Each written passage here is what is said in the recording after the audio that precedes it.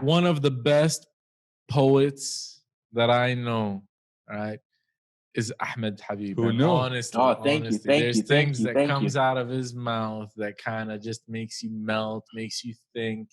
It's just Thank you. some of That the means a most lot. That means a lot. No, honestly, man, and I say it, no bullshit. You know, I'll always talk shit to you, but for real, this is one of the skills that you have that I always feel needs. Yeah. You Thank need God. to I mean, put more energy into it, and you need to put it out there more, man. You don't do enough with it, honestly. That's true.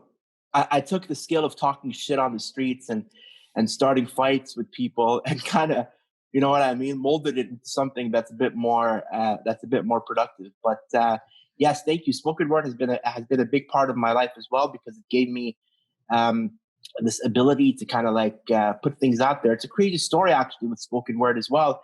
I used to do a lot of freestyling up at York University campus in Toronto, and I used to get lifted mentally and go out there and battle kids, bro. And of course, me being in a wheelchair, when I used to go up to like people freestyling, they used to kind of all look at me like, you know, Miskeen, haram, poor guy, right? Let him just get in there. And then, you know, with the beat, the beatbox, I would get in there and I would murder kids. You know what I mean? So one day, this like massive Guatemalan dude, massive, like 6'6", maybe even, El Poeta Spin, shout out wherever he is right now. He came up to me and he's like, bro, you know, you're a really good MC, but do you know how to write? And I was like, man, writing is not real hip hop. You know, you just got to let it flow from the mind. You got to let it flow. He's like, bro, if you can't write, you're not an MC. You're not a real poet. You're not a real hip hop artist. You're just talking shit. You know what I mean? Wow. You're just like spitting lines and shit. And keep in mind, again, you know, this guy is a massive dude, like 6'6", kind of towering on me like this. I'm like, bro, whatever, man. I can't write. I don't have time for writing, whatever. He's like, listen, man, if you want to be a proper artist, you need to start writing. And I'm holding these classes on campus for up and coming MCs that if they want to write. And I was like, whatever, man, I'm too good for this. In my mind, I'm saying, right, I'm already an established like world star hip hop freestyle artist in my mind. But through the miracle of just being humble, I guess, at a certain point, I went to his class, and you know, he was just talking to us a little bit about writing. We started listening to some spoken word. Up until that point, I really hadn't heard it, to be honest. And then he's like, listen, I'm going to put on a show on College Street in Toronto, in Little Portugal, at this like Portuguese bar, like a rundown Portuguese bar. And and you guys are all performing. So I was just like, yeah, man, whatever. I'm out of here. I got to go back into like my own stardom where I'm the big head. And lo and behold, a few days later, I'm on campus. And then these guys come up to me, these girls come up to me. They're like, yo, Ahmed, man, we're so happy to see that you're going to be performing. I'm like, performing where? And they're like, yeah, you're performing at Spin's thing downtown. I'm like, no, I'm not. They're like, yeah, look at that poster behind you. Your name is That's how you found out? That's how you found out? Yeah, he put up my name, bro. He put up my name on the poster. I'm like, what is this? What are you doing? And I look at the poster, and it was, I think, for like 2 or 3 days away. And I'm like, yeah, man, whatever. I'm just going to go in there and wing it. You know what I mean? And just like freestyle. Typical style, typical. 100%. But then a few hours later, I bump into Spin. And then Spin has a reel. He's like, yo, you ready for Thursday or whatever day it was? You ready? I'm like, yeah, man, no. He's like, no, are you ready? Do you have something written? You can't come in there and freestyle. It's not a freestyle show. You know what I mean? There's going to be no beat. It's just going to be you and the microphone and an audience. So I'm like, yo, man, don't worry. I got it, man. And at this point, I'm shitting my pants. I've never written a poem in my life.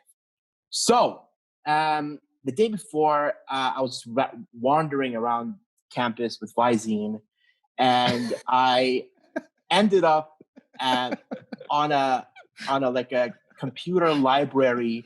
Sorry, a library computer in the middle of the hallway. And I'm like, I just need to sit down and write something. So I went into my Hotmail at that time, and I opened up the Hotmail and I sent it as an email to myself. You know what I mean? Yeah. Because I had no access to like Microsoft Word. I didn't have a laptop at the time. I was whatever. I was out there. So I wrote, who knew? And it went, it starts off with, I'm on a mission. Yeah. Yeah, I love it. I love it. Do it. Yeah, I'm on a mission. I'm on a mission to debunk renditions of corrupt politicians, examine how Arabs were once mathematicians, but now we're wishing that they are fishing with American diplomatic missions. I wrote that because I'm like, you know, I need to tell them why I'm here. I'm on a mission.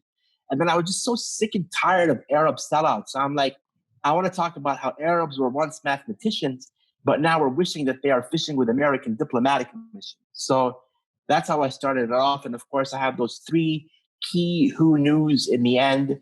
The first one being, who knew that the sky can turn pink and the sun can sink into the earth, where things of the greatest worth give birth to every burst that I disperse and find myself inside it immersed. I wrote that. I wrote that line. I remember I wrote that line after I sat down at the library. I was at my then girlfriend's house, Jenny. My wife is not Jenny, but this is another Jenny. We were on 500. You're keeping it within the Jennies, keeping it nice and easy. Yeah, I like it. Jenny for life. So I was at 500 Mary Ross in North York, and I was looking out the window, and this beautiful Toronto, like sunset, where the sky turned pink and the sun would sink into the earth, where things of the greatest worth give birth to every verse that I disperse and find myself inside it immersed. You know what I mean? So I wrote that line. Love it. And then the next who knew that I wrote was, who knew that the soul I left in Baghdad I would search for in zigzags, and body bags would be a gift to my people. Their souls are not so feeble, and with every evil achiever there was born a believer who through words can conceive viva Iraq.